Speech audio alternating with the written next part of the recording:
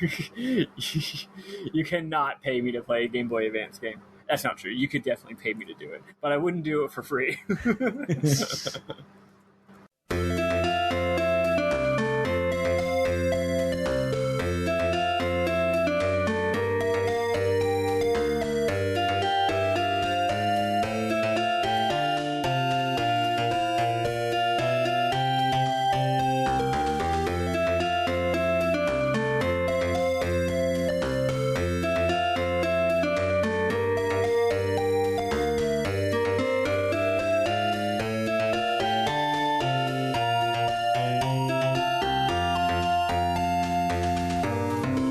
Welcome to RPG Book Club, the podcast where we play a little bit of a video game and talk about how it makes us feel. I am Sam Allman. I am Elias Sailor Eli Warren.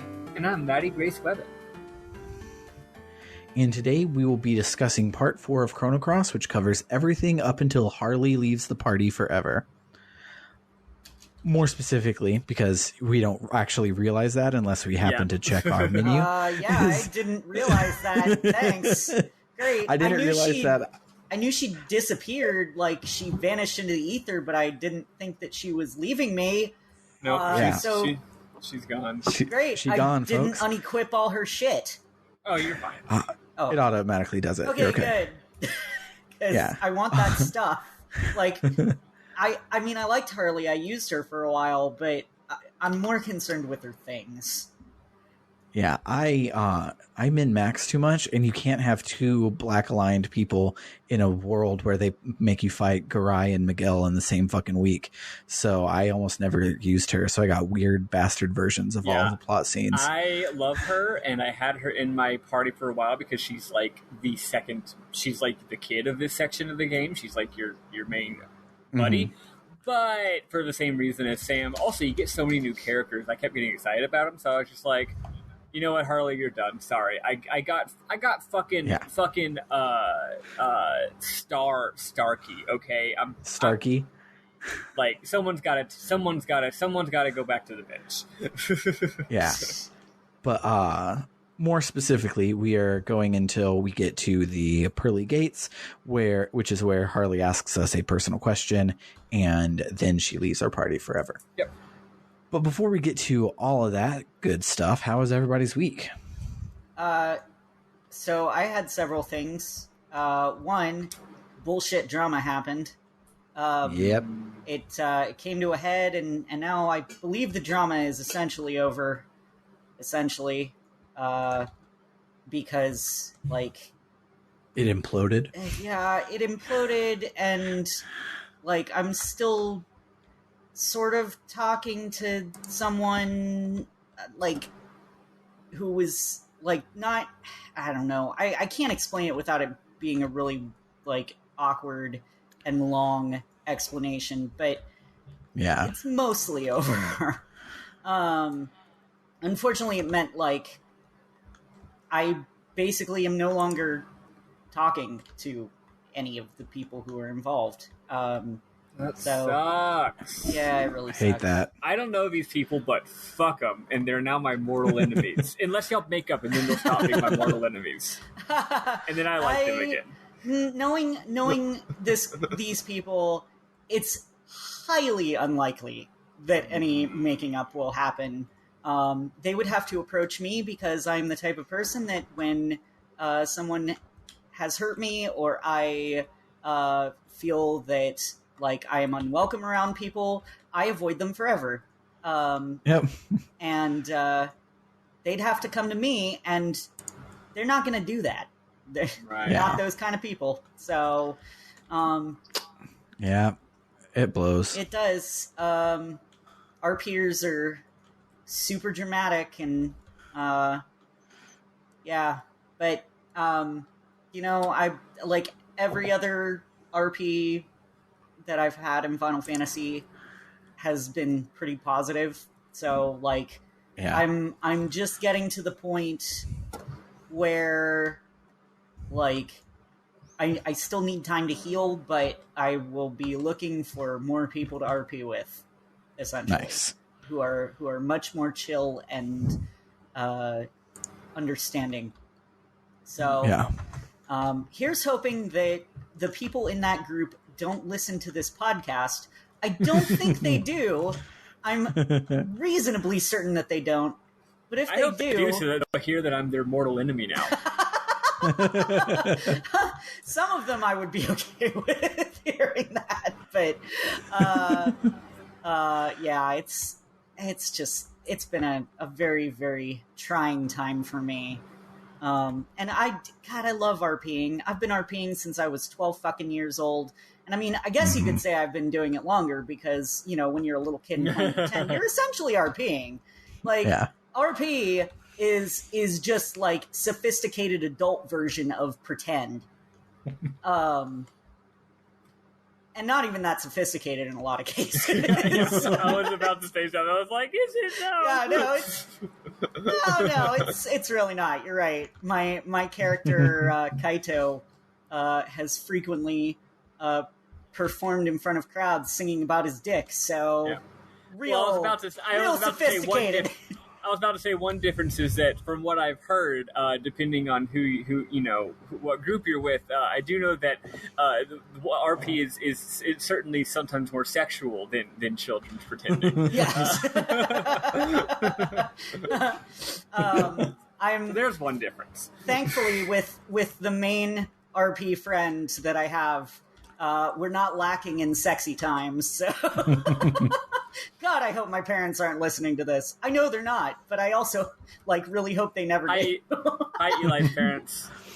Yeah. Hi, Mom and Dad. Aren't you proud of me? I erp in my spare time. So aside from that, I've had other drama happen that is entirely unrelated to Final Fantasy. This is real life drama, and it is because I am trans. And the reason that I'm having this drama because I'm trans is because testosterone, as it turns out, can cause you to create too much blood. So what the fuck? Yeah, you can. That's not good. You should have less blood. You're right. I should. I'll get to work on that. This is an anti-blood podcast. I am trying that. So the thing is, it can cause an excess production of hemoglobin. To combat this, typically the way that you treat it is by donating blood. The last time I donated blood, the first time I donated blood, I just got misgendered the whole time. Because when you're trans, you don't fit, when you donate blood, if you don't know about this, and I'm sorry, this is going to be a bit of a long explanation. When you donate blood, if you don't know about this, they ask you a series of screening questions to make sure that you're healthy, your blood is safe, you don't have HIV or anything like that you're not high risk for things like hepatitis. So they ask you a bunch of screening questions, and the screening questions are ultra gendered. They are there's separate sets of questions for men and there's separate sets of questions for women. When you are trans, you don't fit real neatly into those two categories. So the first times I gave blood after I transitioned, I was misgendered the entire time because even though I presented male, they still had to ask me the female questions. And when they had to contact their supervisor to ask about which set of questions they should ask me. And they spent the entire time misgendering me. And I'm I tried correcting them and they're no, we just have to do this. This is protocol, blah, blah, blah. And I'm this is bullshit is what it is. Yeah, you can ask me things about my vagina without calling me ma'am. Yeah, exactly. You don't need to use she, her.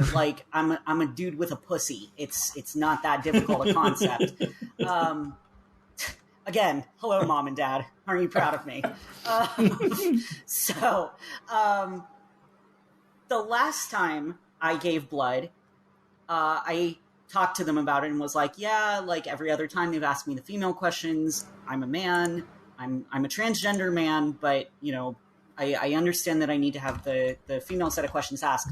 And they said, oh no, actually, we've changed our policy to ask the questions that are based on the gender that you that you identify as. And I immediately went, that's a problem, because another question that men get asked, or one of the questions that men get asked is, have you had sex with another man since 1977? Well, that was the old question. The new question is, have you had sex with another man in the last year? If you are a bisexual or gay man, you have to have been celibate or at least not intimate with another man in a year in order to give blood. Yeah, it's fucking wild. Mm-hmm. It is absolute bullshit, because they screen the blood anyway after you give it to make sure that it's not HIV positive. Mm-hmm. It's a stupid bullshit homophobic rule left over from the AIDS crisis. And I said, if, I've got this blood donation appointment. If you ask me these male questions, I'm married to a man. Well, I wasn't married at that time, but I was like, I have a boyfriend, I have a fiance who is a man. I'm not going to be able to donate blood.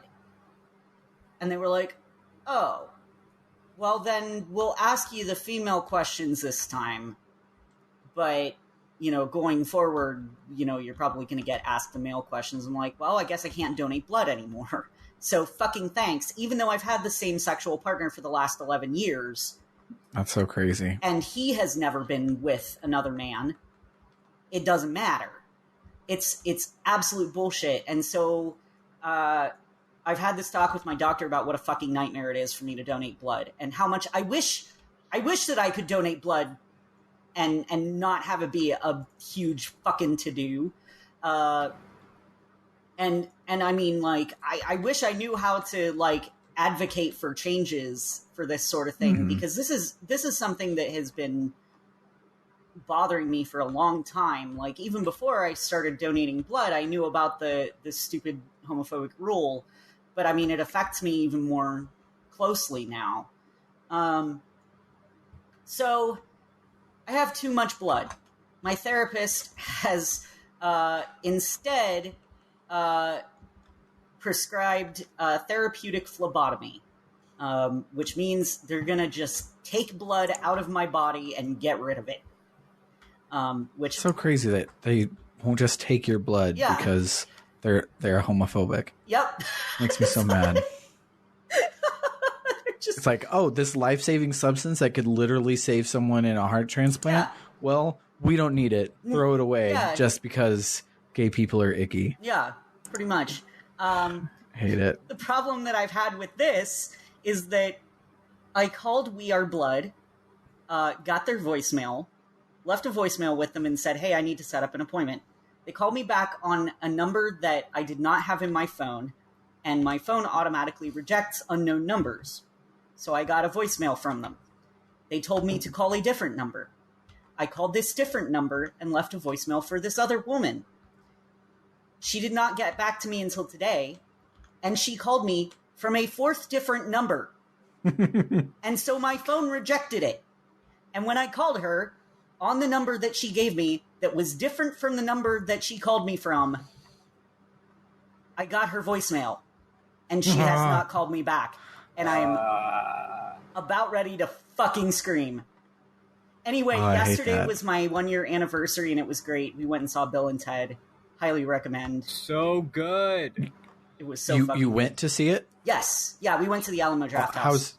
How was theater in the times of COVID? Okay, so I've talked so much. This is that's fine. The most Eli heavy episode I've done nothing this week, so you're good. I cede my time.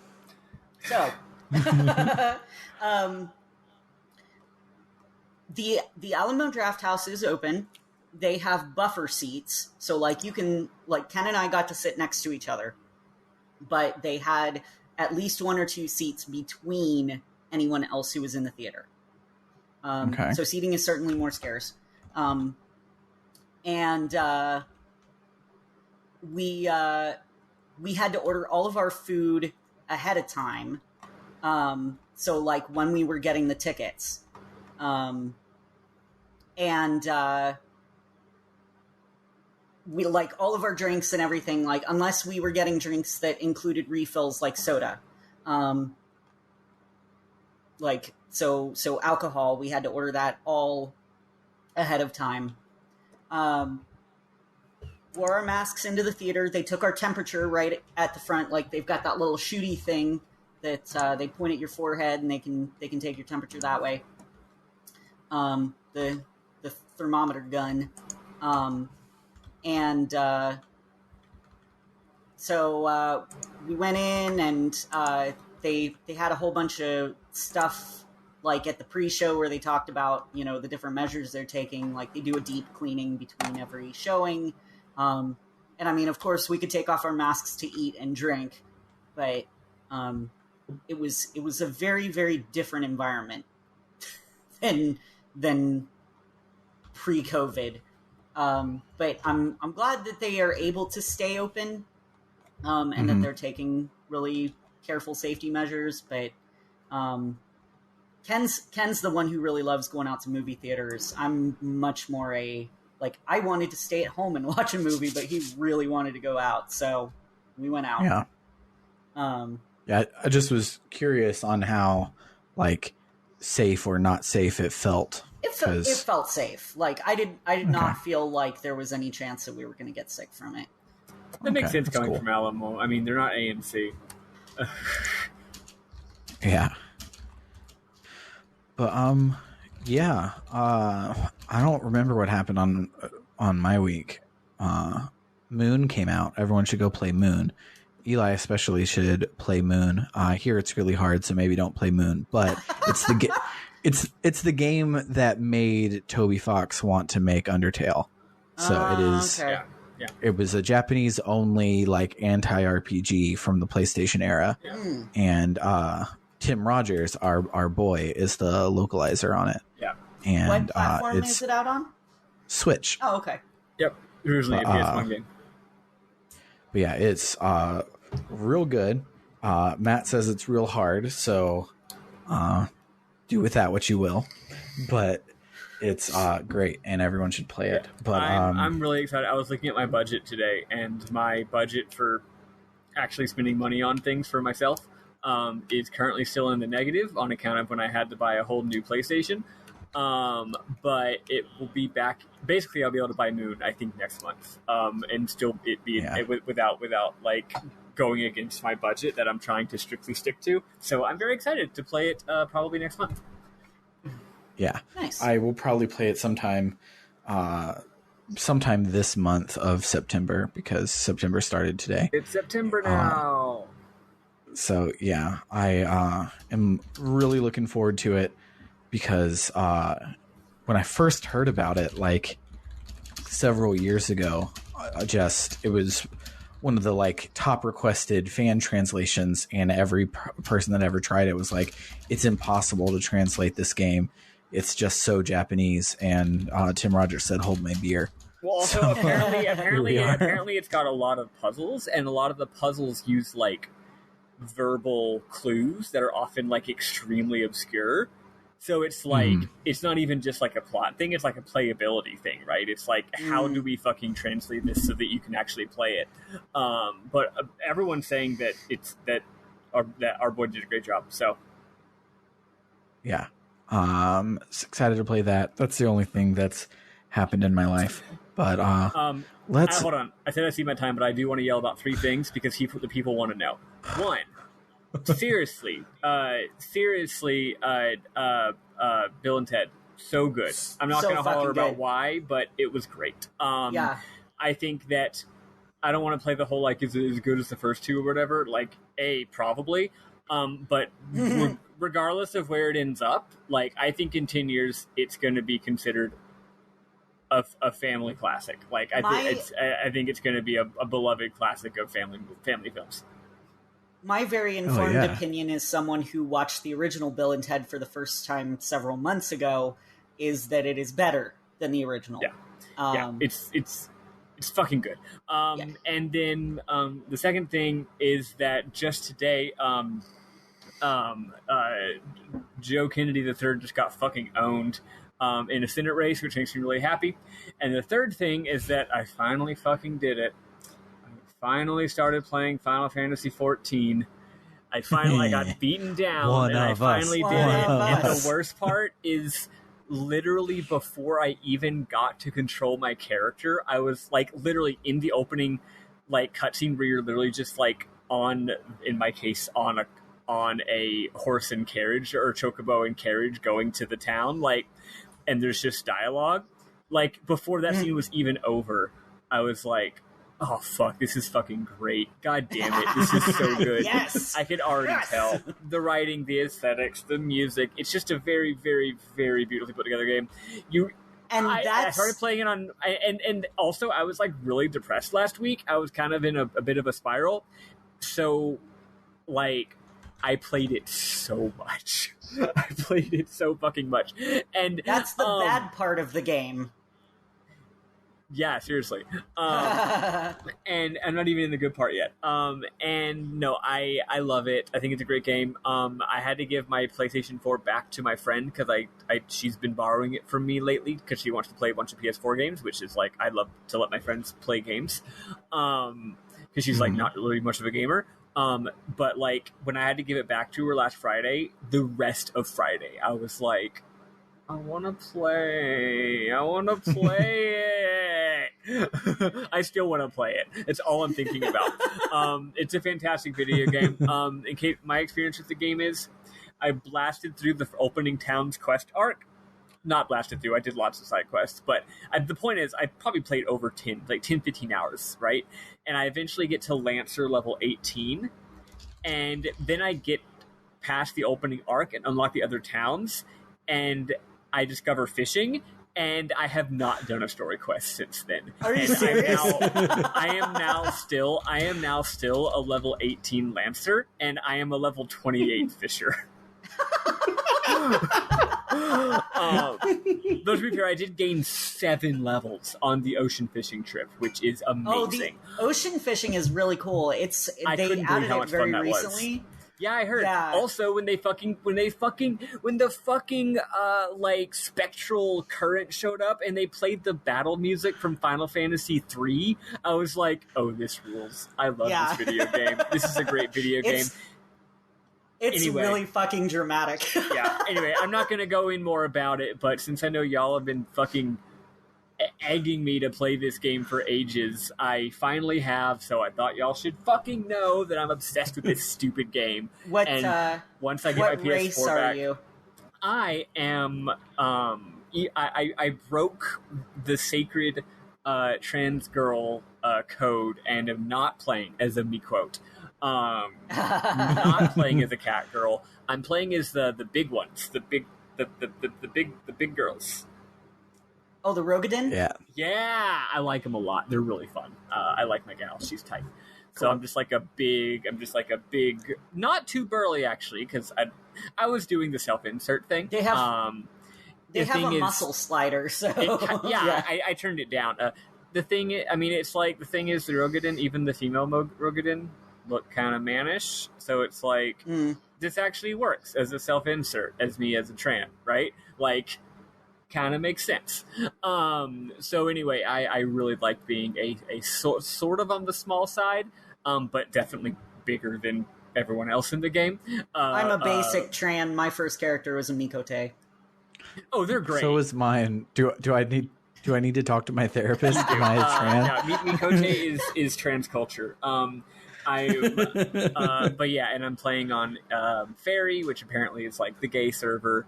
And nice. I was in the main town, and I was like, people say it's like the queer server, but like, how much is that just an exaggeration? And then I get to the main town, and literally these two people were just doing head pats at each other in the chat for like 5 straight minutes, and I was like, okay, you're in the gay side of Final Fantasy. This is the gay server. Anyway, I'm probably not going to be playing with people too much. I play games very slowly, as y'all know. I love to just gawk at graphics and really take my time, and I don't even mean take my time as in like you have to quest. I mean like take my time in every single respect, right? Like, I'm always like, oh, what's that? Mm-hmm. Oh, what's that? And also I'm always like, I'm not sure, like, oh, what if I'm doing it wrong? Or what if I should change my equipment? And right now, I feel like if I was playing with other people, I'd probably be like making them wait on me every 5 seconds. So I'm just going to take my time and enjoy it by myself, except for like the instance dungeons, which I've done 2 of, and they're really fun. But even then I kept falling behind. But I'm not like against on multiplayer play, but like for now I'm probably just going to be chilling by myself. But at some point I'd love to play with people. So that went on longer than I expected, probably because it's a great game and I have a lot of feelings about it. Anyway, it's so fucking good. We need to talk about it more at some point. Got it. Yes, it's so good. But for now, let's listen to Prisoners of Fate from the Chrono Cross original soundtrack and then talk about this week. Nice.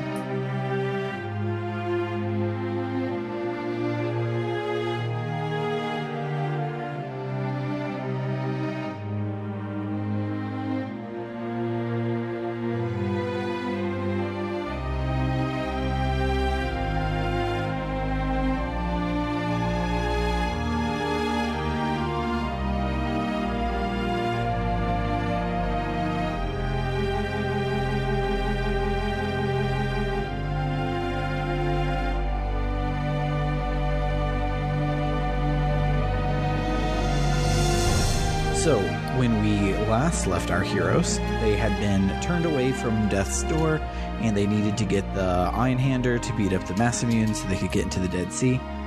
So, we follow Radius to the Hermit's Hideaway, where he recovers an item that he needs to progress, that we need to progress into the Isle of the Damned. We also get some flashbacks to Radius and Garai training and being friends. They are very much a reference to Glenn and Cyrus, if Cyrus was a huge hulking giant of a man in Stormwind heavy plate armor. And even though it's the past, Garai is still an old guy, but he has hair. I find very funny. But he has hair this time, so it makes up for it.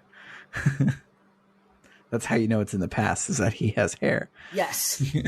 Makes sense. I didn't even notice he was so small on the screen. I didn't even notice that. I was just like, is this the exact same model? Is he like... He's one of those guys where he's so old that he's even in the flashback, old. He's still old. Yeah. You know? like Yoda, where it's like, oh, this is 30 years ago, but Yoda's still old. Yeah. But,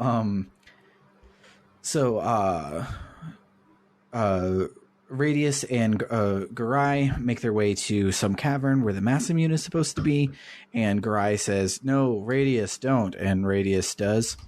So he grabs it and does like an evil laugh, and he doesn't tell us that he killed Garai here, but it's real obvious. So when the dramatic reveal happens later, it's not very dramatic. But so Radius disappears into his hut in another Chrono Trigger reference where an NPC does something on a timer and you just have to fuck around until they come back. But it was a lot cooler in Chrono Trigger.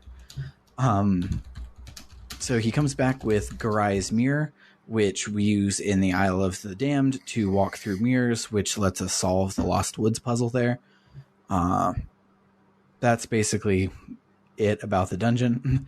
At the top of the Isle of the Dam, there's somehow a field of like endless flowers and a kick-ass sword grave like up on a mountain, and it's real cool and real pretty. If you go up to inspect the grave, it's ours. It says, here lies Lynx and whatever people you happen to have in your party at the time. And if you don't have Radius in your party, it'll be here lies Lynx and party member 1 and party member 2 and Radius. So that's cool. So Radius flashes back to when they got the sword and the evil energy overtook him and made him kill Garai. And Garai's ghost then shows up to bitch slap us repeatedly. I had to run like 4 times to beat this boss, and I had to actually like plan out my element usage in a meaningful way instead of just like, oh shit, I just used 2 blue ones. If I could use another blue one, it'll be really strong. Or this guy is black and he's filled up the black one, so I need to use some white to not get my ass kicked. It's like, no. He gets a lot of turns and uses a lot of elements, so I need to make sure that I only heal if I have if I have a lot of stamina, so that I can then fill up the grid. That are known by the general fan community as being super hard, besides just this guy. I mean, your mileage may vary, of course, with other bosses, but this is the Waymo boss of the game. And I remembered him being the Waymo from previous playthroughs. Weirdly enough, I got on my first try this time. Must have just been something about my element setup or my stats or something. But it was tough, but it was nice, and I was pleased that happened because I was really scared. I had to run away from Garai 3 times before I finally got it. It was fucking brutal for me. Yeah, it was rough. And it's weird because this game doesn't have levels. We haven't talked about that yet, but you don't level up in this game. When you beat a story boss, you get a star level, which will increase your element grid size and give you a bonus to your base stats. But that's it. You don't actually grind. You get some HP after. Well, you get stats after every battle until you hit your invisible cap, which is determined by your star level. Yeah. So if you stop getting stats, if you stop getting stat ups, then you can just skip battles until you get another star. And then you got to make sure you grind a little bit. Or I kept forgetting Bernard in the stream kept being like, Maddy, you got a new star. Please, for the love of God, fight battles. And I was like, oh yeah, you're right. I should do that. So it's basically not possible to out-level shit, which as someone who would prefer to, if I have the time, grind out levels and out-level shit, really pisses me off. Yeah. But, in Chrono Trigger, there are 6 mobs in this dungeon. If you go down the critical path, you will fight 4 of them. So, 4 fights is 1,000 EXP. That's 2 levels. So we can make the boss 2 levels higher. They have that, but explicitly here because it's tied to only story bosses. So they should have been able to make this not crazy goddamn hard for no good reason. But it's crazy goddamn hard for no good reason, and it sticks out. Thankfully, in a way, that was the only hard fight that I encountered this week. When I was going through don't use the IGN guide. Yeah, just gonna say that now because I've been using it and it's fucking garbage. I've used IGN guides in the past that were fine. This one is crap. Even the sentence structure and the grammar is garbage.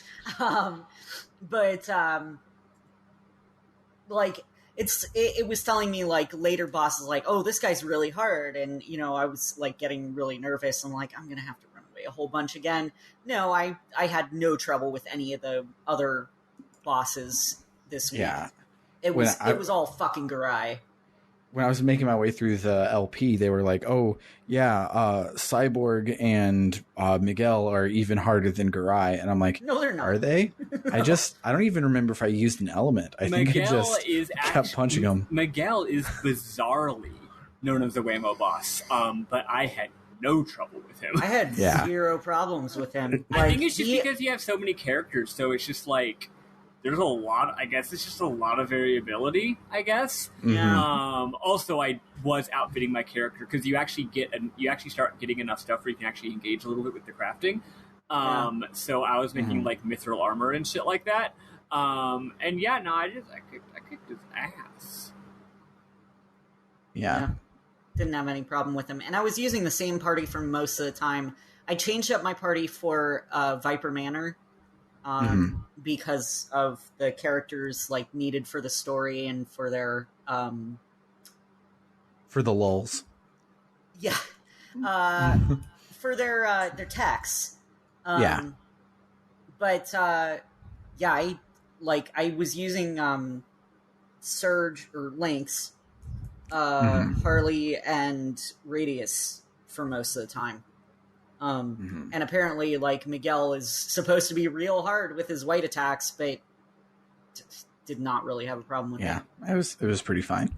Because the thing about the elements being in pairs instead of in rock, paper, scissors is everything that's really strong against you, you're also really strong at. So if you're faster than they are, you win.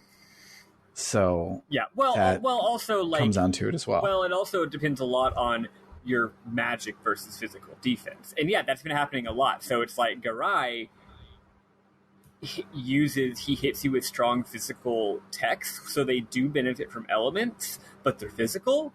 So when he's hitting my magic users, they're getting fucking annihilated, right? So it's like, okay, I have advantage. I have type advantage against him, or I have type against him, but him me. But like he's got stronger magic defense, so like I'm not really getting a lot out of this, but he's kicking my ass. And that's actually that was running theme this week, gameplay wise, was extreme variations in magic versus physical defense from the enemies. So there were a lot of battles where it's like, there were a number of battles where it was just like, I'm just not even going to bother doing magic this battle because I've done like sort of the DPS calculations, and I've determined that it's a waste of time. And vice versa as well. So there was a lot of variation on this week's bosses, and there were a bunch of bosses this week. Yeah, most of them happen in Viper Manor, and Viper Manor almost doesn't matter, so we're barely going to talk about it later. Exactly. But, so we get the sword from Garai, and we head back to Death's Door, and the good sword cancels out the bad sword, and it blows up the bad sword into a million pieces just to rub in all of the shit we went through to forge it in Chrono Trigger. Just like, oh hey, you remember this thing and how it's precious to you? Fuck it, it's in pieces now. That's gonna be a theme. That's gonna be a theme this week. Yeah, it is. Bit of thematic foreshadowing there. Fuck everything you love. Yep. So we walk to the Dead Sea, which is frozen, not like ice, but also parts of it is like ice. It's weird. That's ocean foam. The place is frozen in time. Yeah, but then it explodes into icy shit in the FMV, and it cracks like it's ice. And also, I think that's just what shit looks like when it's frozen in time. I don't know. That's time that's does my read that of it. to water. Yeah, that's why I said that's why I said it's frozen, not like ice, but also kind of like ice, but mainly the water just doesn't move. Gotcha. It's really cool, actually. And building off of Xenogears, because we've talked a lot about how this is a sequel to Chrono Trigger. We need to mention that it's a sequel to Xenogears as well. This place is so huge that it has its own world map inside of the world map, which is real cool. But it also means that this is the only place where there are random battles on the world map. But no, there aren't. Oh, you mean Sorry, I thought you were saying there were random battles in the world map. Oh no, not random battles, but there are mobs. Which is interesting. Yeah.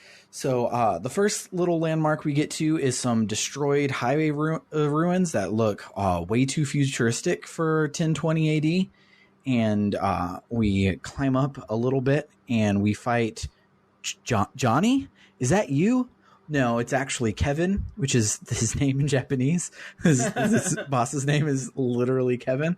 Wow. And we fight him. He was hard to Maddy, was pretty easy to me. This was actually the Whammo boss for me this week. It took me like 3 tries and like significant like equipment changing and strategizing. I don't know why this guy was so hard, but he was.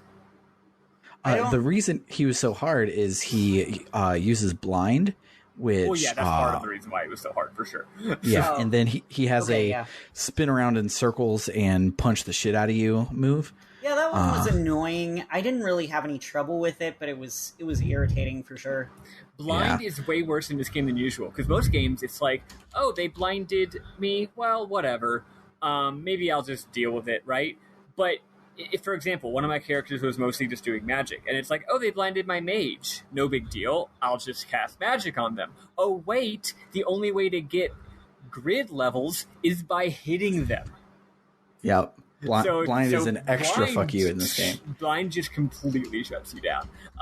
But yeah, I made use of. I significantly revamped my sphere grid in order to give me the right stuff for it, and then it wasn't too bad. Yeah. What's funny though is after you beat Kevin, you find out that if we had only been 15 minutes faster, we could have saved Johnny's life, because after you kill him, you realize that he was standing on the literal corpse of Johnny, our friend from Chrono Trigger. Well, I did not remember how we notice that. Remember how we said it was going to destroy everything we loved from Chrono Trigger this week? Yeah. Wow, I 100% didn't notice that. That's wild. Yeah, I'll toss the picture of him in, because it's kind of subtle. Well, you said 15 minutes earlier, but also that implies that time exists. True. He could have been there for a really long time. Will already be, was also being dead for 1,000 years from now already. Yeah.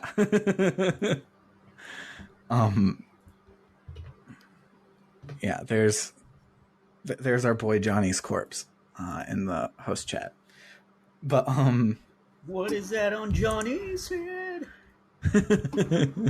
So the next landmark that we get to is the city ruins, which has a real big important skippable scene in it. Did you see this scene, Eli? The one about Lavos? Oh, yes. Okay. Yes, actually, they talk about in 1999 when the stuff happens in the thing. It's word for word the computer from the Aerostome. Spoilers, all of the 2300 stuff we see this week is the Aerostome.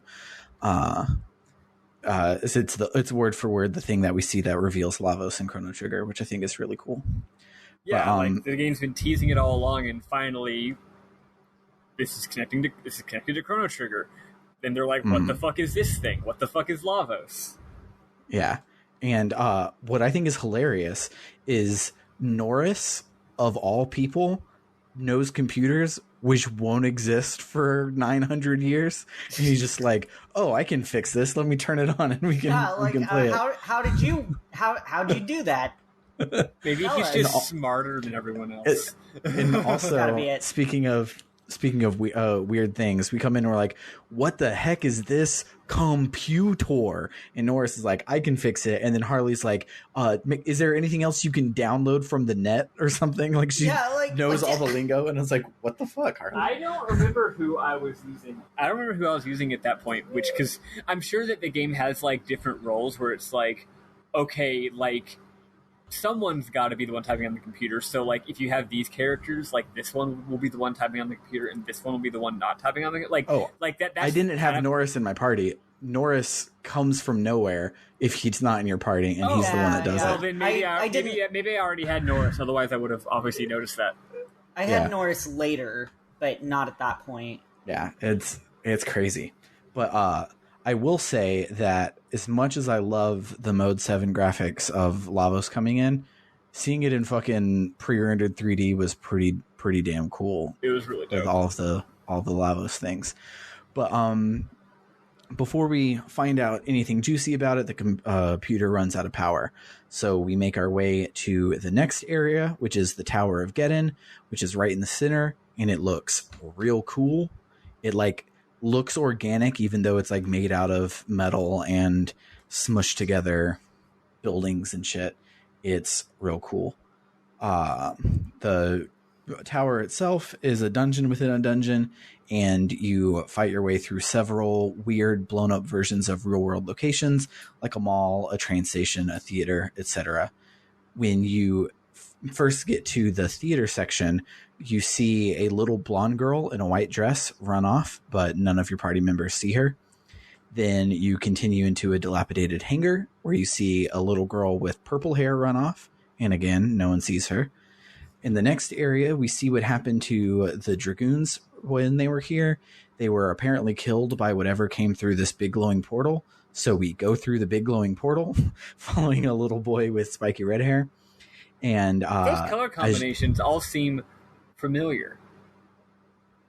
I can't place them. I'm not sure what you're talking about. I actually really like how they are, honestly, like, they are small enough, and the CRT I'm playing on is CRT enough where, like, I do feel like if I didn't already know what it was, I probably wouldn't notice until, like, the second or third time. Because, like, it's a tiny cluster of pixels, right?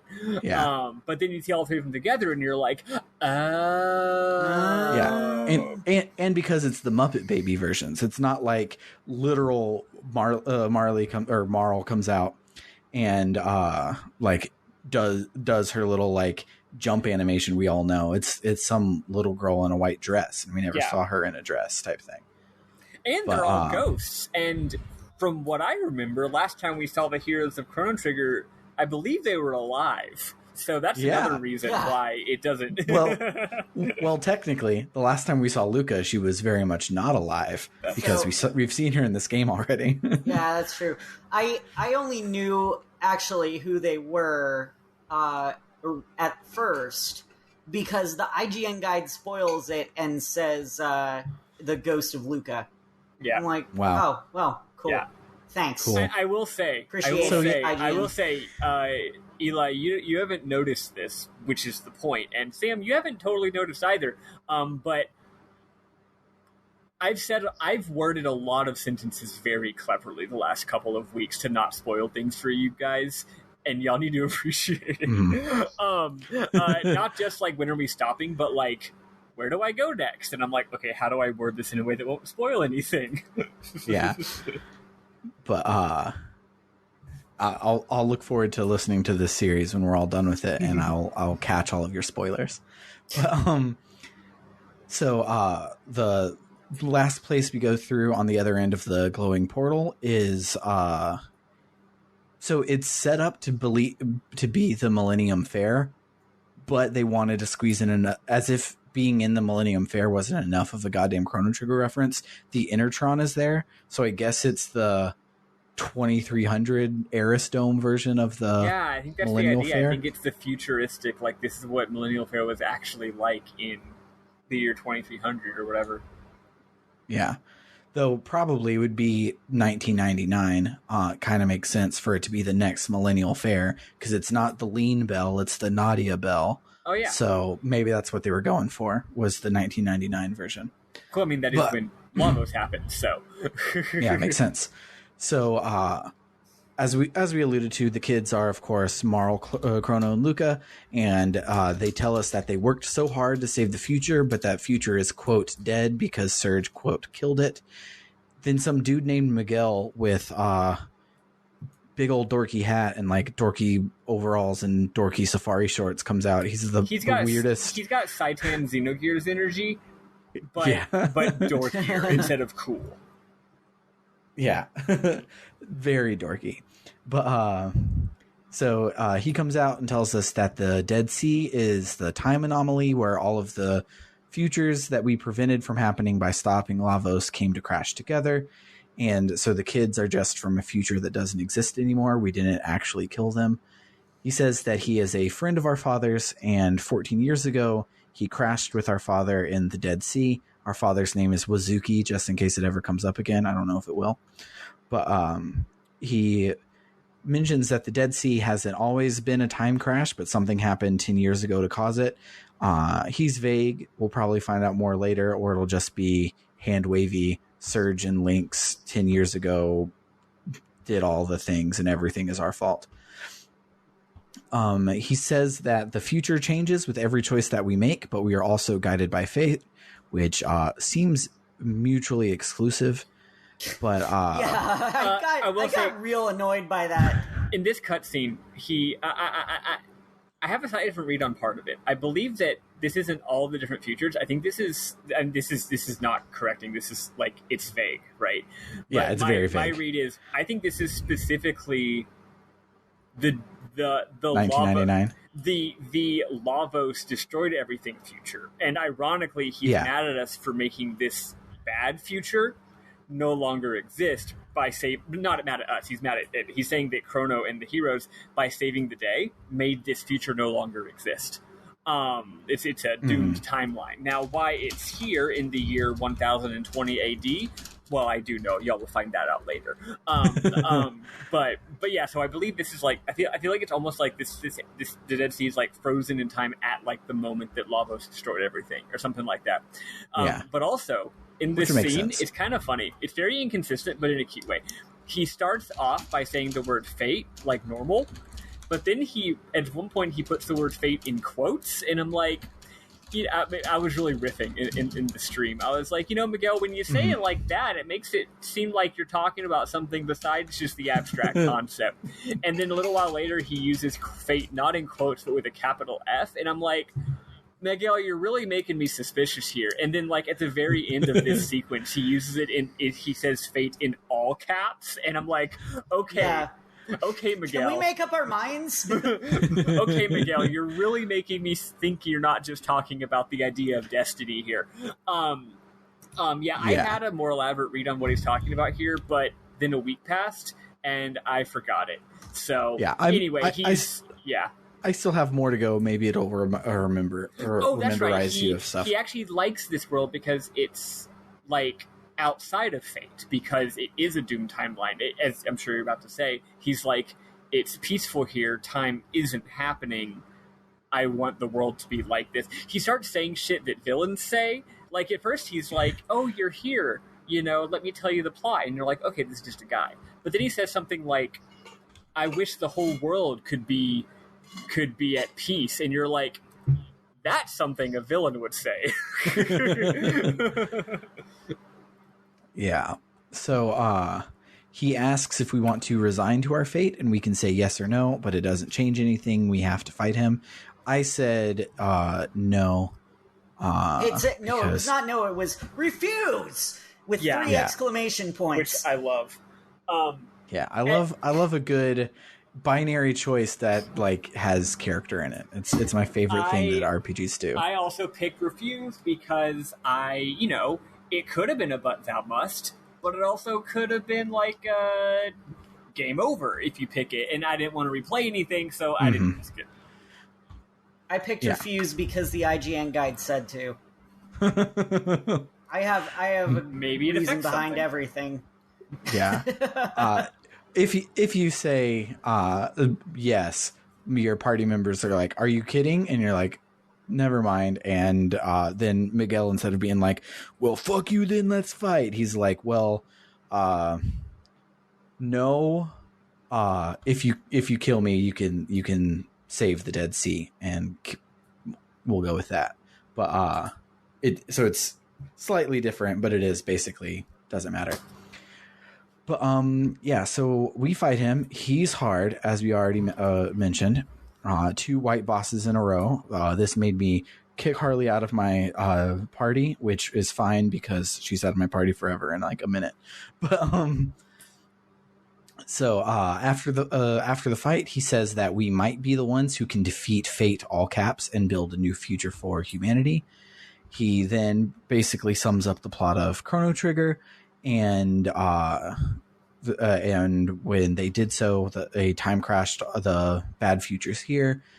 Unfortunately, those bad futures also have Lavos in them. So because Surge something Lavos is still going to fuck up the world. Something.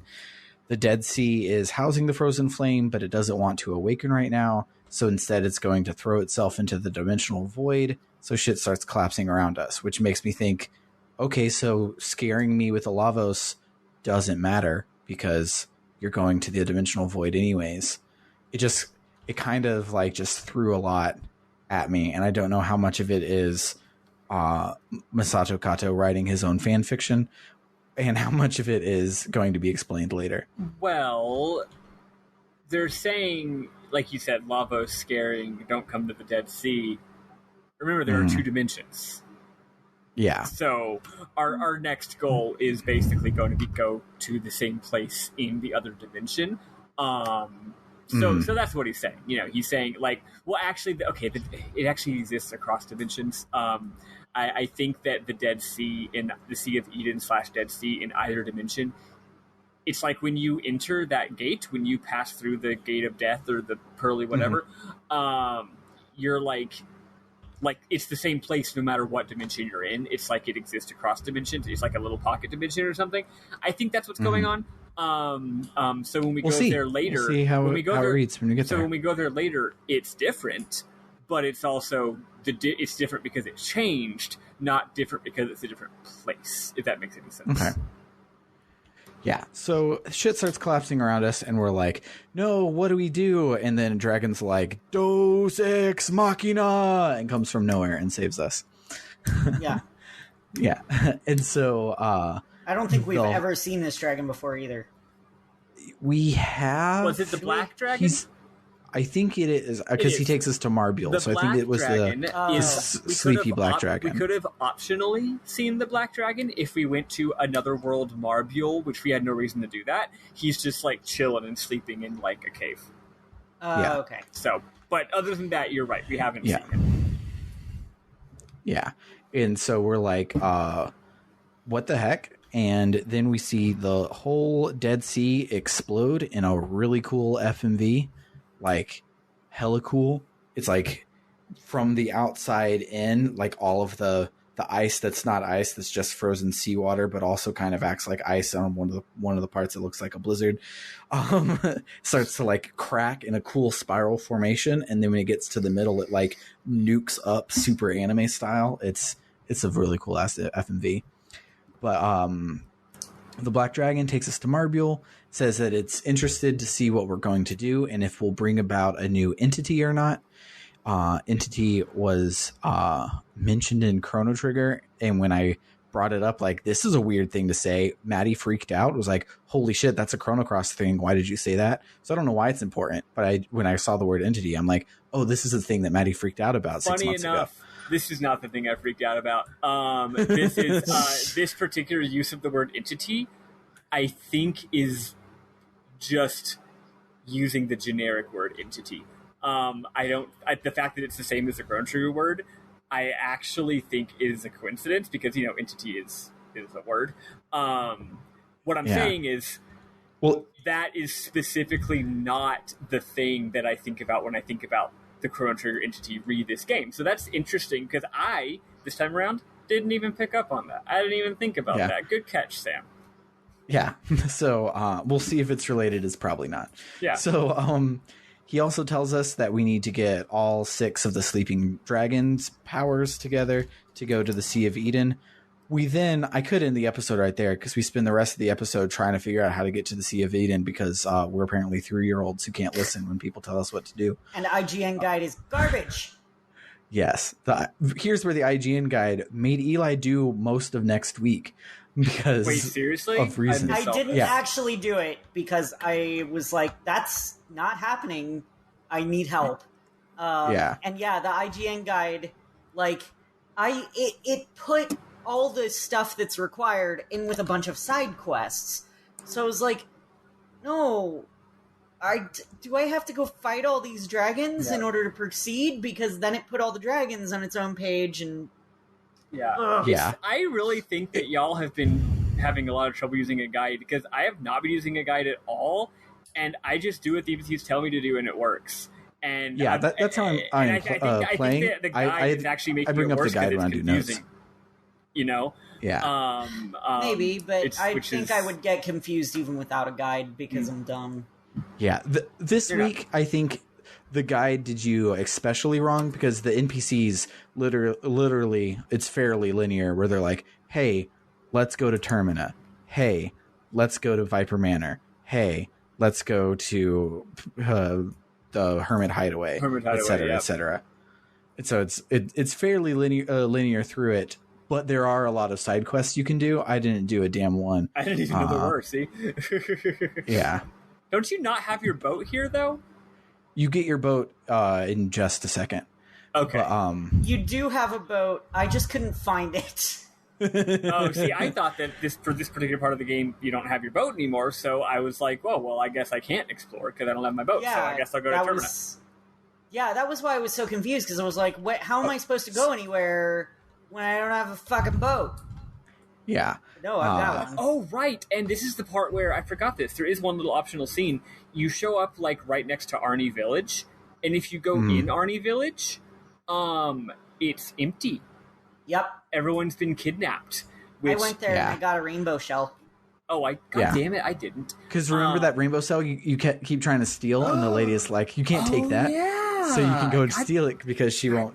Motherfucker. My fucking rainbow shell now, bitch. Good job. You're not here to protect it. I'm sorry. I'm sorry. But we are getting slightly ahead of ourselves. Yeah. So so the dragon tells us to get all of the sleeping dragons together, and then somehow the dimensional distortion on Opasa Beach is working again and somehow our party members knew this from the other side of the thing when Harle said when we got there that like, oh, because you're Lynx and you belong in this world and Surge is Surge and he belongs in that world, that the dimension doesn't work anymore.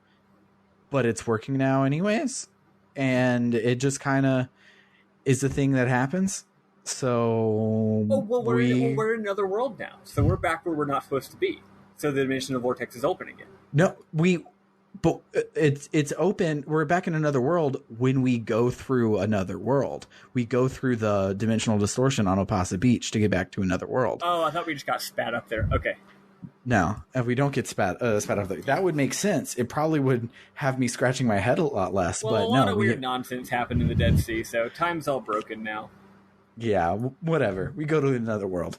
And in another world, one of Lynx's shadow cats is about to kill some kid.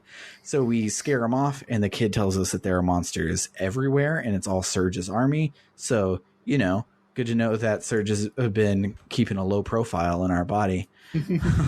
Not doing anything we wouldn't do. But we make our way to Termina, and Poor's invaded as well. They have suspended all economic activity, including the bar, which all of the NPCs helpfully won't shut the fuck up about, so to clue us in to know that that's where the resistance is stationed. It's like every fucking guard is like, yeah, everything's closed, especially that bar right over there. Walk up those stairs, take a left, go in that door, check in the back corner. You won't find the resistance there, I promise, because we shut the bar down. But don't go there, actually. Yeah, don't actually go to the bar. Yeah. Because it's closed.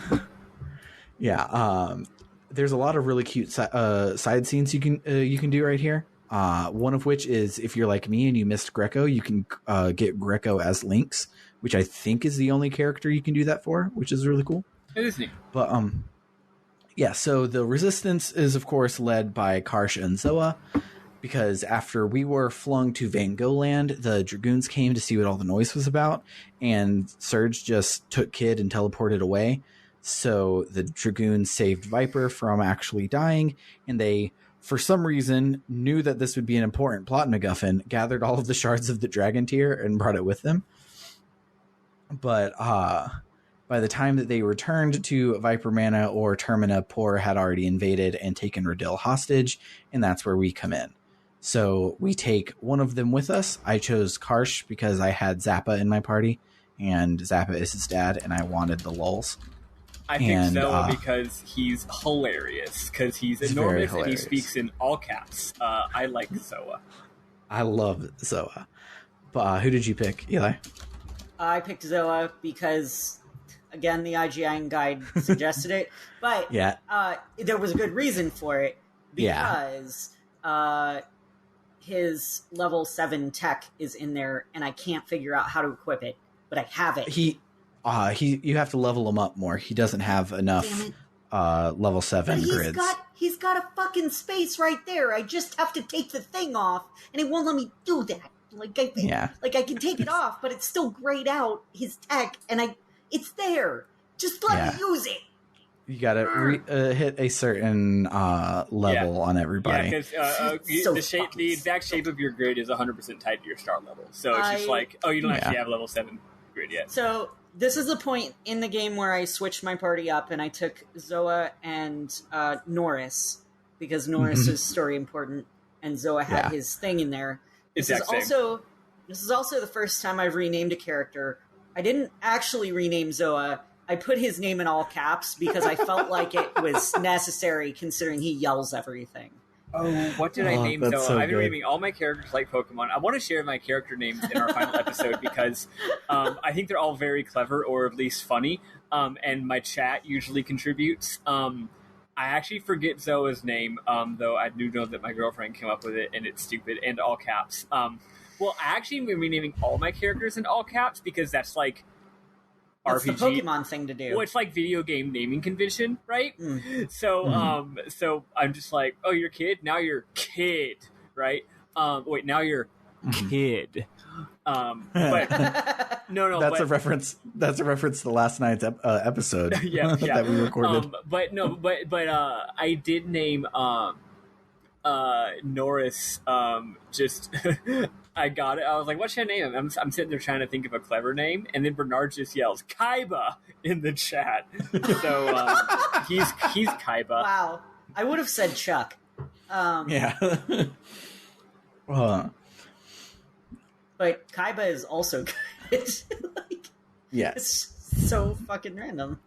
Yeah, I brought Karsh because of plot He's and got Kaiba energy for sure. And I brought Norris because the lulls. And everyone's like, how do we break into a poor compound? And Norris is just like, what if I just walked in? Yeah. Is that okay? No, yeah. Some of like the best scenes in the whole game. I'm almost annoyed that you all brought Norris because I thought I was all clever. Like, oh, I'm going to bring Norris. That's funny. It's actually interesting because even though this game's all about dimensional travel, and even though the game has so many party members, it's shocking how little cross-pollination there is. Like, when I got to Termina, I was like, boy, I can't wait to bring people I already know to people. What's up? Oh, I was going to say, like, I was confused because I didn't know that this was a different Norris from my Norris. Oh, when I was at Termina, I was like, oh, I can't wait to go take characters to go see other characters. And then I realized now, it's like, actually, I don't think any of the characters in my party, every single character in my party in this world, I have not met their this world version. Like, I haven't met them and I don't know where they are. Although I did get to meet Skelly, the Skelly who actually was in my party. He's hanging out with his grandma, and it's cute. Oh, that's cool. Aww. Yep. But other than that, I was like, every other character I was going through them, I was like, nope, I haven't met that one, haven't met that one, haven't met that one, haven't met that one. Except for what's this? Van and Zappa. Van. Yes. So I decided not to go up to that part of the town just because I was streaming and didn't want to waste any more time. But I am planning on going and doing that later to see what happens. Yeah, the van scene is really good. I'm sure it is. But, anywho, so we take one of them with us and we head off to the manor for a real small dungeon that I had already done last week to get the third revive. And this time there are bosses like a demon version of Orcha and Grobik, which is cyborg backwards, and a big ass bug. But basically the only important thing is that we meet Fargo, free him from prison, and we save Riddle or Riddell. I called her Videl when she joined my team. I named her Riddle. And after we save her, we get Korcha's boat for some reason. Don't know. It doesn't make a lot of sense. We just commandeer it. Korcha's probably like, because it was parked outside of Termina. He probably was like in Termina trying to buy something to take it back to Goldove, and now he doesn't have his boat, and he's freaking the fuck out because he stole it. And he probably still thinks Lynx is bad, so he's like, curse you, Lynx, you've taken everything from me. For me, Matcha gave me that boat. Oh, okay. So you don't have to worry about how Korcha feels. I don't fucking care about Korcha. Matcha fucking gave it. His mom gave it to me. That's my boat. Well, I feel like it should be mentioned that in addition to all that shit happening, so this is a bunch of shenanigans. Basically, we just sneak in and save people. There's a lot of cutscenes, and a lot of them are actually very interesting and funny and have world building, but also it's like whatever. But there's also a million bosses, but not only does Matcha join our party after we defeat him being evil, but the cyborg Grobik also joins our party after we defeat him. Yeah. For being evil. Or he was evil and we defeat him. And, like, basically, just like at this point, every single time a named character is a boss battle, I'm like, oh, they're gonna join my party after I beat them, aren't they? Also, there's been a big boss monster who's been blocking a certain door in Viper Manor since the beginning of the game, and we finally fight him, and it's actually a really stupid scene because we run away, just like Sam was saying. We're running away from the monster, and it's like, run up the stairs, run to the top of the library where you can't escape. Anyway, it's all just dumb though. It's just nonsense. It's a bunch of bosses. It's super dumb. The some of them will show up later in my memorable moments, but so we get Korcha's boat and we can go do side quests, which none of us did yet. So we instead go to a Hermit's Hideaway where we check on Videl and Viper, and while we're all resting, Link Surge comes dressed like an emo boy. He's evil now. Yeah, he's evil now, so he has to dress like a dominatrix. And, that's how it works. It's in the rule book of evil. Yeah. I mean, that's what happened with what's her face in Legend of Dragoon. She was all like chill and just some wingly chick, and then we get to the boss fight and she's dominatrix the fuck out. I mean, if SpongeBob taught us anything, it's that every villain is lemons. So yes. So Surge 6 a mind-controlled Kid on us. Kid is like, oh, you're Lynx, and I'm going to kill you and avenge Luca. And we're like, Kid knows that this is us. She would never say that. He's like, yeah, I mind-controlled her just to fuck with you. Cool. And thanks. Love it. And so Kid is about to fight us, and we're like, oh shit, we can't get away. But have no fear. The Deus Ex Machina dragons strike again, and this time Deus Ex Machina 2. Electric Boogaloo. Dragon Boogaloo. Yeah, so Fargo swoops in on Polly and saves us from certain doom and takes us to the Zelbess. And remember, this is another world, so this Fargo is good and not an asshole. Yes, this is our friend Fargo, the one we just saved from prison. But on the Zelbess, we regroup with everyone, and we say that since the frozen flame is in the Sea of Eden, that's where we're going to be headed. So we head out that way, and then every single named character from another world that we've met so far comes in to say that they're joining our team. It's like 1,500 of them back to back. This scene had me in stitches. It's hysterical. Like, it goes on forever, and it's not even like they all joined your party at once. It's like you get a big scene and someone joins your party and you're like, cool, and then as you're about to leave, someone else is like, man, Surge, it's so, or Lynx, I can't believe blah blah blah, here's a sentence about my own personal life, I'm gonna join you, and then it fucking plays that they joined the party music again. And then you rename them. Because I'm renaming all my characters. The scene went on for like 15 minutes. I think it literally is 6 characters that join your party at this point in the game. Yeah. Let's see. There's There's 7 that join from the second you enter Viper Manor to here. That's what it is. Yeah, it's 7 or 8. That's what it is. Yeah, it's ridiculous. But so we head over to the Sea of Eden, which thankfully we don't have to go and do a whole NPC dungeon to open. It's just open in this world. So we go out to it, and we are blocked because the Pearly Gates only open for the Chosen One, and Surge is the Chosen One, not Lynx. So since we're in the wrong body, it won't open for us. But we're going to break in by taking the 6 dragon MacGuffins to the homeworld Dead Sea and dimension hopping into it. But even if we did that, we would be kicked right back out again unless we get our body back. So to get our body back, we need the dragon tier. And we ask Harle, why did you tell us all of this? And can you tell us more? And instead she goes, well, if you had to choose between the world or me, which would you choose? I said I would choose her. What did you guys say? I said I don't know. I'm indecisive. I took a lot of trouble on this one, but I decided that my sweet boy would not lie to Harle, even because I respect her enough to not lie. So I told her that I would save the world, and she didn't take it well. No. She just said that's what I thought you would say, or something like that. Yeah. I forget what she said, but she didn't take it well. So I lied to her, and she goes, "That's so sweet, even though it's a lie. Thank you for protecting my feelings." And it fades to black. And then it comes up on the Zelbes. And Eli, you probably didn't see this because you never went and got Starkey.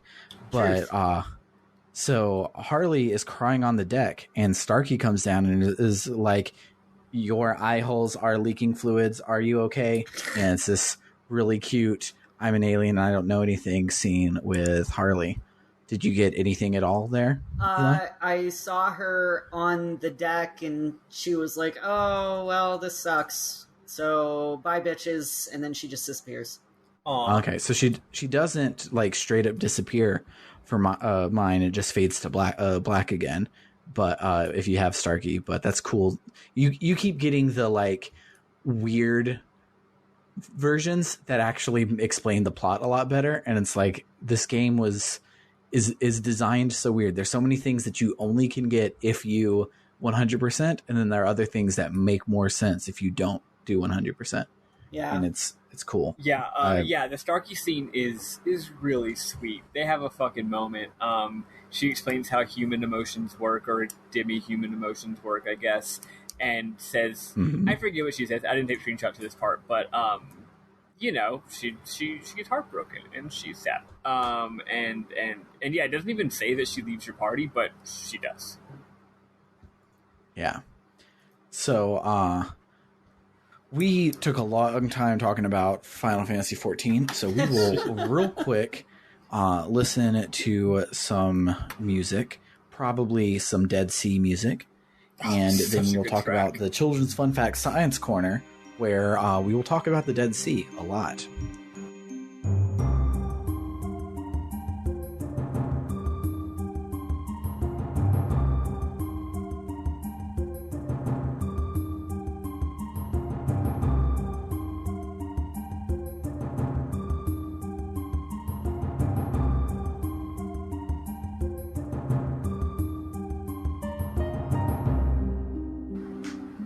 Okay, yeah. So as I mentioned before, the Highwayman's boss is named Kevin in Japanese, and he had just killed, potentially just maybe 2,300 years in the future ago, had killed Johnny's corpse, but Johnny's corpse is there. Also, the last line of Chrono Trigger DS, when you beat it, is an FMV that talks about how Guardia falls to poor in 1005 AD, and that the Masamune was returned to its rightful spot in the mountains. So when they go to get Masamune, that's actually some mainland Guardia that we get to see in the flashback scene with Radius. But unfortunately, they just reused the background of a location we go to later, so it's not really that obvious that that's Masamune's cave at all, but it is canonically, which is cool.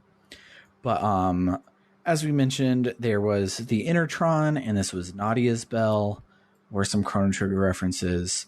Of course, the Muppet Babies of Marl, Luca, and Chrono.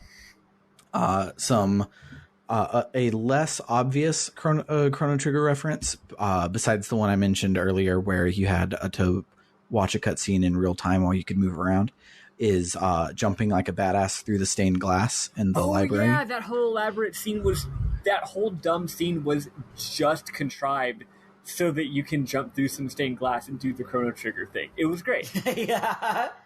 Yeah, it's so good. But that's about it, because this scene, this chunk of the game is in its entirety a Chrono Trigger reference, so there's not a lot of like obscure ones that there's a lot more in the text. Yeah, but exactly. The big two were the wait here, I'll be right back, and you get to walk around and do whatever you want while he actually waits and comes back, and then the stained glass thing. Some densities of this week is you can take Draggy to the corpse of his mother in Fossil Valley, because if you remember, you probably don't, it was the first thing we ever did in the game, is you go and you investigate an egg that's inside of a dragon bone, and that's the one that we hatched to make Draggy. So you take Draggy to his mother's corpse, and it's a really fucking sad scene, but you get his level 7 tech out of it. So hell yeah. I haven't even hatched Draggy yet. But if you take Zoa to Viper Manor, you can get his tech from his chest that he was protecting before. Oh, god damn it, I didn't think to do that. Yeah, that was the whole reason I picked up Zoa, was so I could go hit his chest. Without having to do the dungeon twice. Yeah, exactly. You also get a whole bunch of great scenes and dialogues, if depending on your party comp this week. We already mentioned the Norris in your party for the Viper Manor section, but you get a great scene between Zappa and Karsh, which I don't know if you went and got Zappa in Homeworld, but he turns off his Eternal Flame Forge because he's giving up on doing it because he has to go and find his son. Yeah. So you go and you see Karsh, and you have Zappa in your party, and he's like, "My boy, it's great to see you." And Karsh is like, "What's up, Dad?" And he's like, "You should really go see your mother." And he's like, "Okay, I have no idea what the fuck you're talking about, but I guess I'll do that later." And it's really cute. That is really funny. I love that. And then if you have Radius in your party for the Hermit's hideaway section, they do this really cute, like, testing each other's skill to make sure that they're not doppelgangers of each other. They're like the actual thing, and they do like a spar, and they laugh like Master Roshis, and it's really cute. And the Van scene, Van is really disappointed in himself for being a piece of shit in another world, and it's a real good scene as well. But that's most of the density corner. I'm sure there was something else that I mentioned, because this game until this week liked to be real subtle with its Chrono Trigger references, and so I probably missed some subtle ones because I was looking at all of the very obvious ones. But yeah, so now we will listen to some more music.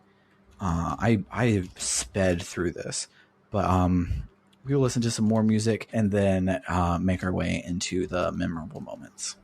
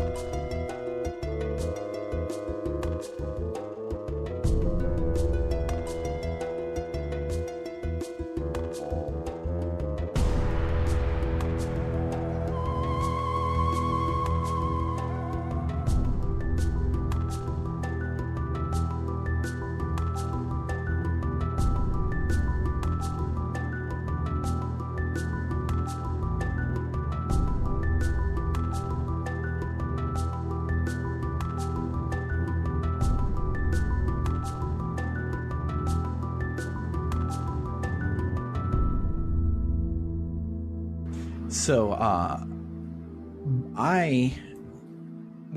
went first last night, and even though it was a different series, I feel weird for going first twice. So what does somebody else have? I just have one memorable moment. Okay. Well, one important one.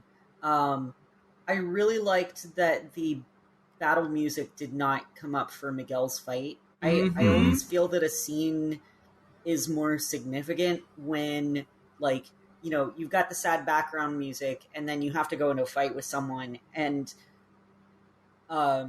like it makes that fight heavier if that same sad background music is still playing. Yep, it's a great. That was one of my moments. It's a great technique. Yeah. It feels so much more significant, and it gave so much more weight to it, because, like, the IGN guide is just like, yeah, you're gonna refuse Miguel, and then he's gonna fight you, and I'm like, oh, okay, but it felt so much heavier and more important that, like, the way that it happened, and the feelings that the music evoked, and like it didn't feel like a battle. It felt like a struggle. Yeah. It's a good, and the graphics in that scene are beautiful. Yeah, they really are. Both the pre-rendered and when you're in battle, everything's just completely.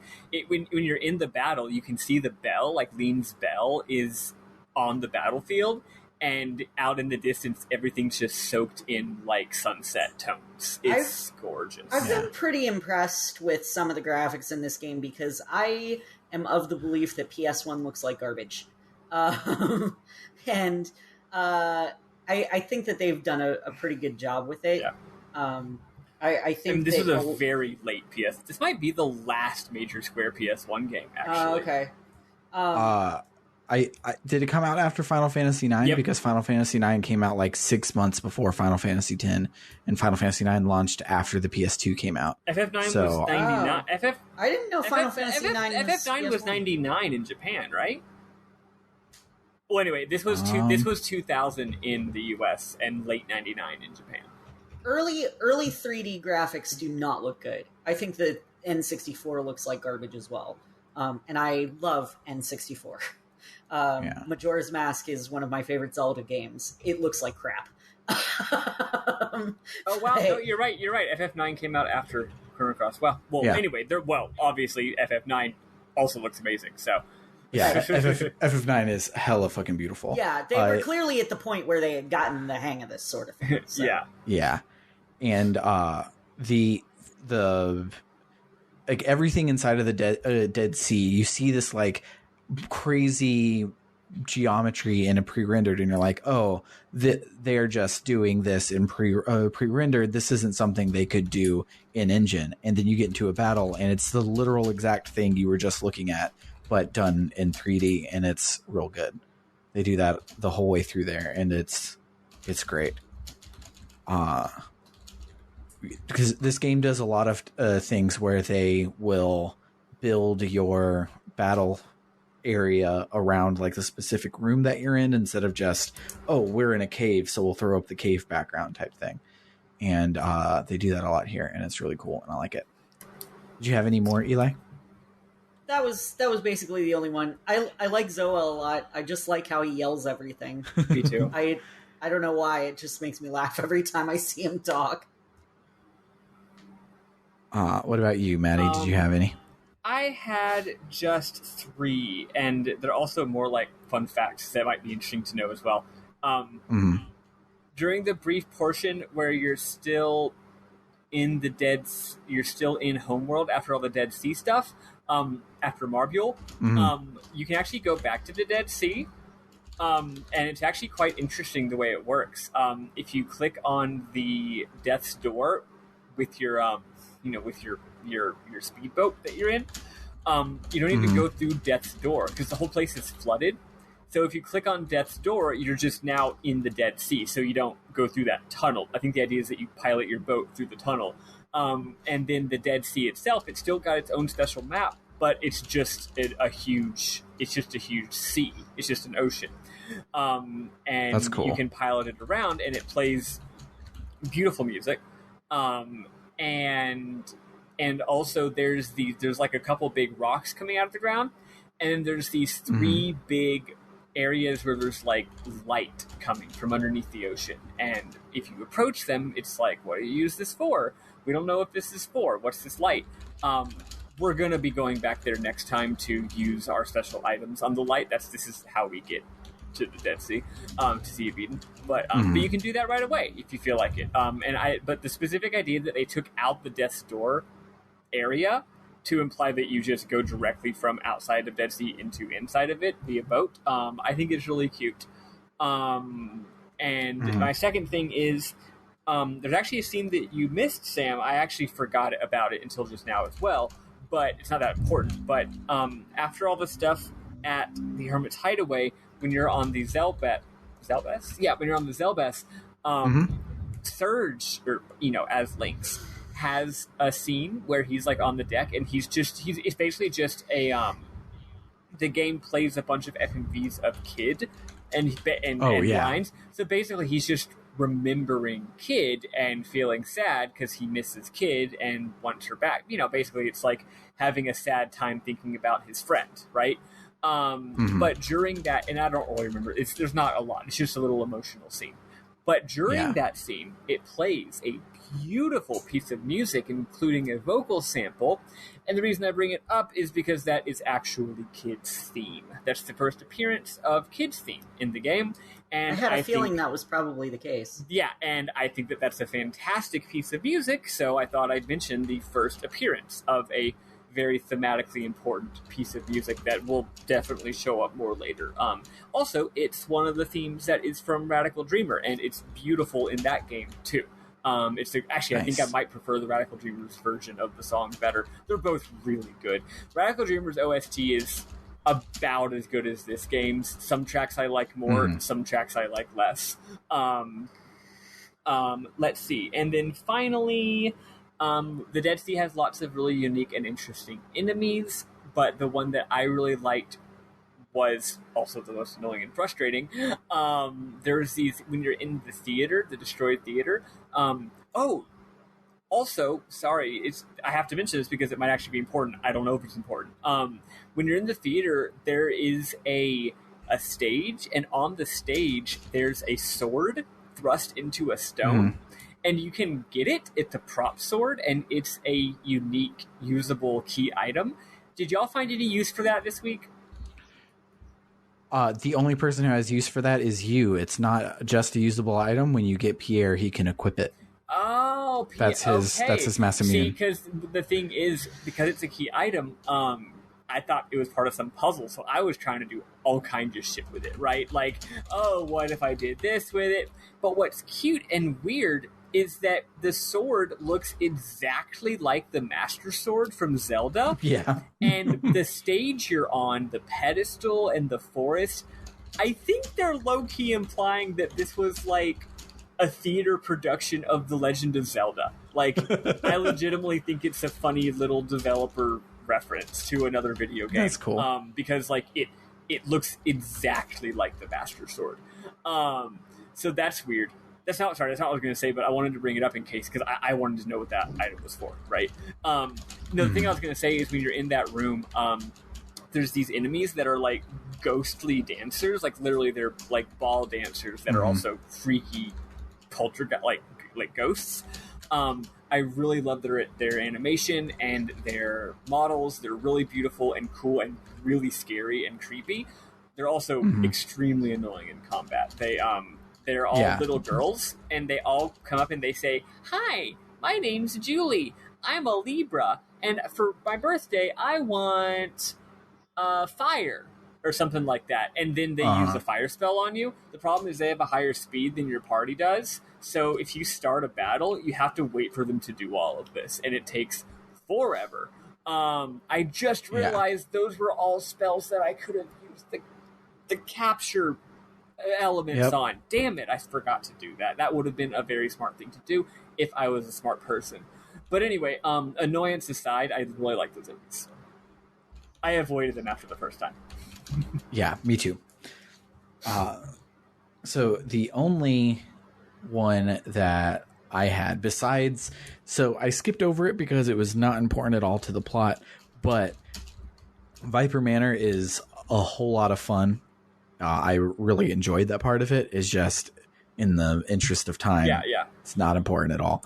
But especially the fight scene between Cyborg and the bigger robot that happens while you jump out of the thingy doesn't take place in like a battle scene. It's just them duking it out on the pre-rendered background and like swinging on the chandelier and shit. And those are all so bespoke cool animations. Like, we're not going to see that animation the rest of the game. No, but it's great. Love it. My other one is when you save the little boy from the cats. He goes, "Boy, I'm in a major fix." And fixes in all caps, and it just as a line is just so good. I do have to say one more that I forgot to say. When I did with Hyper Manor, it's very short.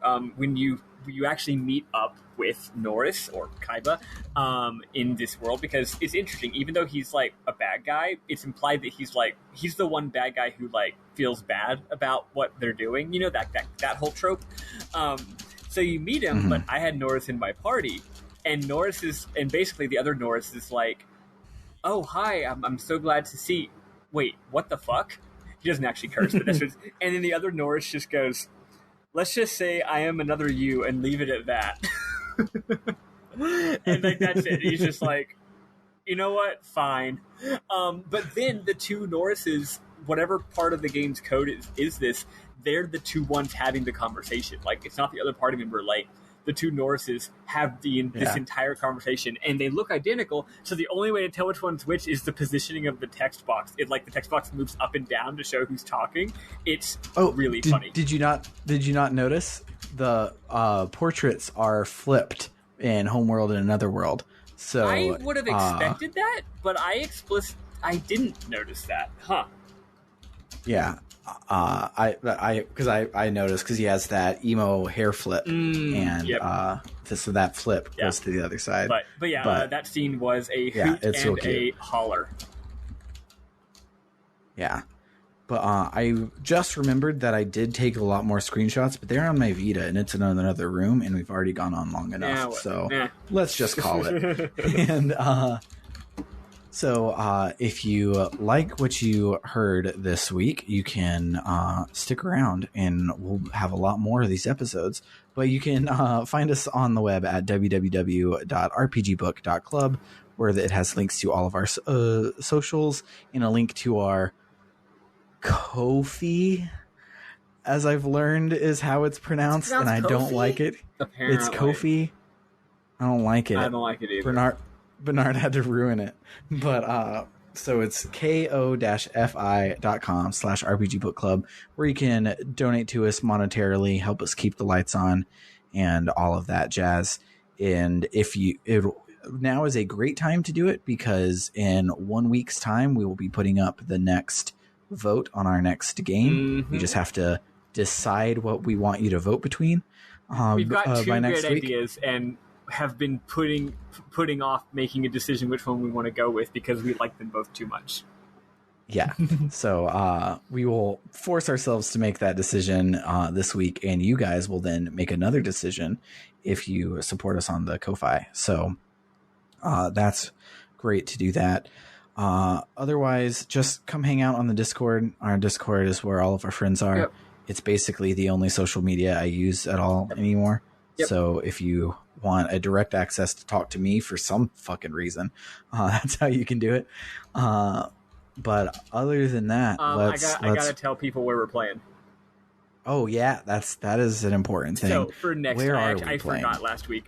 So as y'all heard, our goal now is to get the 6 MacGuffins, or to talk to the 6 dragons.